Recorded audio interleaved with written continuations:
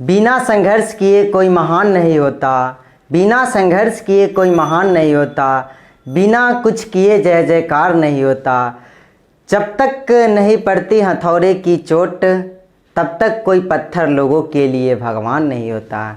तो दोस्तों, संघर्ष किए बिना किसी का कोई महान नहीं बनता, जब तक कोई कुछ किए बिना कोई जय जयकार नहीं होता किसी का। तो दोस्तों, आज के टॉपिक है वीडियो कैसे बने और गांव में दोस्तों वीडियो का क्या भूमिका है, क्या रुतबा है, इसके लिए क्या क्या पढ़ना चाहिए, आपको परसेंटेज कितनी ज़रूरत होती है इसके एग्ज़ाम देने के लिए, किस एग्ज़ाम के तहत इसमें आप जा सकते हैं, इसमें कितने एग्ज़ाम का पैटर्न होता है, क्या फेज होती है, सारी बातें इस वीडियो को माध्यम से आप लोगों को देंगे। इसलिए आप लोग इस वीडियो को अंत तक जरूर देखिए।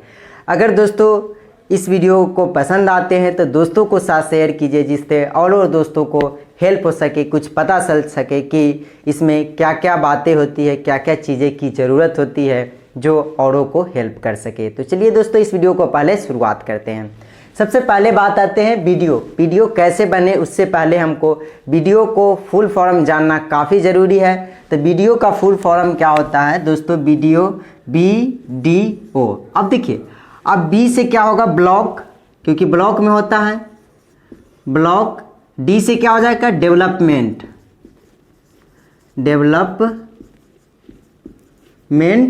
और ओ से क्या हो जाएंगे? ऑफिसर। तो समझ गए होंगे वीडियो का फुल फॉर्म क्या होता है? Block development officer. इसके बात करूं हिंदी का नाम तो खंड विकास पदाधिकारी। अब यहाँ पे क्या हो जाएंगे? खंड विकास पदाधिकारी।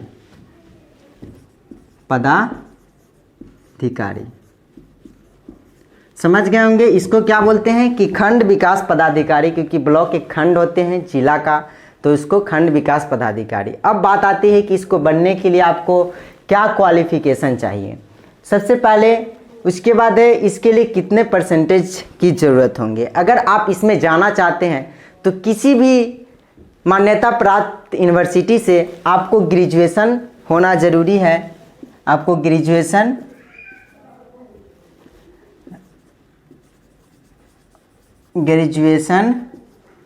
या अगर आप पीजी कर रखे हैं पोस्ट ग्रेजुएट होना ज़रूरी है, तब आप इसके लिए फॉर्म डाल सकते हैं किसी भी स्टेट में।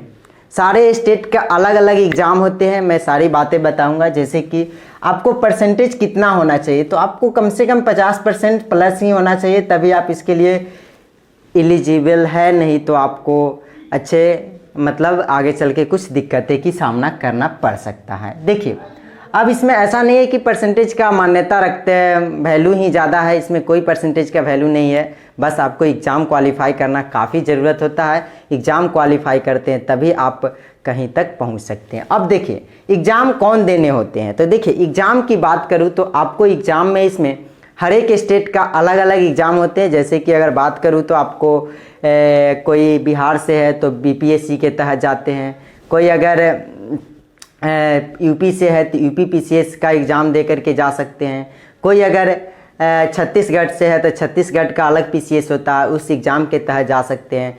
कोई अगर आपको किसी भी स्टेट से है तो उसके लिए अलग एग्ज़ाम कंडक्ट कराती है, जिसको राज्य लोक सेवा आयोग बोलते हैं। उसके तहत एग्ज़ाम दे करके आप पहुंच सकते हैं वहाँ पे।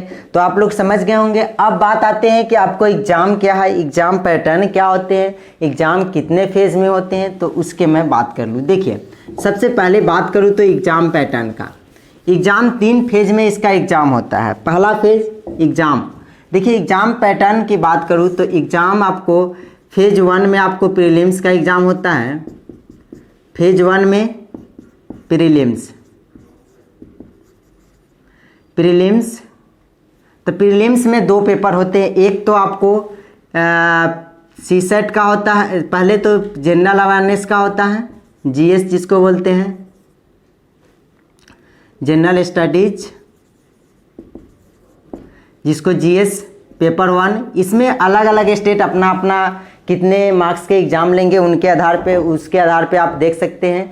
अगर किसी स्टेट में आपको बात करूँ तो 150 मार्क्स के एग्ज़ाम होते हैं, किसी स्टेट में 200 मार्क्स के, किसी में 150 इस तरह के एग्ज़ाम होते हैं। तो अब बात आते हैं, इसमें एक सीसेट होता है। सीसेट में आपको केवल क्वालिफाइंग नेचर के होते हैं, हर एक स्टेट में होता है, और इसको पास करना काफ़ी ज़रूरत होते हैं, तभी आपको एक कॉपी चेक होगा इसका जो होता है क्वेश्चन पेपर। तो इसमें पासिंग मार्क्स होना ज़रूरी है। उसके बाद आते हैं मेंस एग्ज़ाम। मेंस एग्ज़ाम देखिए, मेंस एग्ज़ाम में आपको सब स्टेट का अलग अलग कितने पेपर लेने होते हैं। तो इसको पास करने के बाद आपको पर्सनालिटी टेस्ट, जिसको पर्सनल इंटरव्यू जिसको बोलते हैं, इंटरव्यू के बारे में आप लोग जानते होंगे। तो ये दोनों एग्ज़ाम क्वालिफाई करने के बाद ही आप आगे का प्रोसेस कर सकते हैं। जब तीनों फाइनल हो जाएंगे तब आपको इसमें ब्लॉक डेवलपमेंट ऑफिसर के लिए उसमें फॉर्म अप्लाई करने के समय आपको मांगा जाएगा कि आप कौन सी पोस्ट लेना चाहते हैं। जिस पोस्ट में आप जाना चाहते हैं उस पोस्ट का आपको चुनाव करने के लिए बोला जाएगा। कब? तो जब आपका इंटरव्यू के प्रोसेस में जाएंगे तब, या मेंस के एग्ज़ाम में जाएंगे तो आप लोग समझ गए होंगे कि इसमें 3 फेज से गुजरना होता है। कौन कौन से फेज होते हैं। अब इसमें आपको सैलरी कितनी होती है, तो एज कितना लिमिट है। तो एज लिमिट की बात करूँ तो सैलरी की बात करूँ तो आपको मिनिमम 50 से 55 हज़ार मिल जाएंगे स्टार्टिंग सैलरी।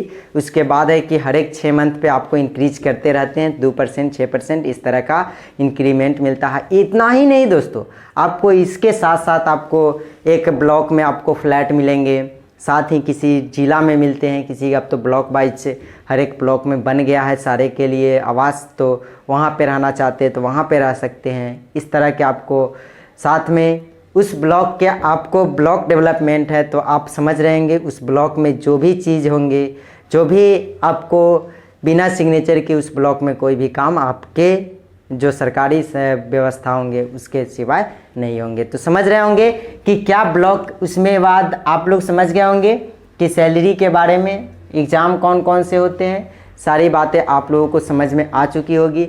पढ़ना क्या क्या है, अब बात कर लेते हैं पढ़ाई को। पढ़ना क्या क्या पड़ता है, आपको वही जो आर्ट्स सब्जेक्ट है उसी को पढ़ना होता है, जैसे कि इतिहास, भूगोल, नागरिक, मतलब कहने का अर्थ हुआ हिस्ट्री, ज्योग्राफी, पॉलिटी, इकोनॉमिक्स, साथ में करेंट अफेयर्स, इंटरनेशनल रिलेशन, उसके बाद मैथ, रीजनिंग, ये सब सीसेट के लिए मैं बोल रहा हूँ।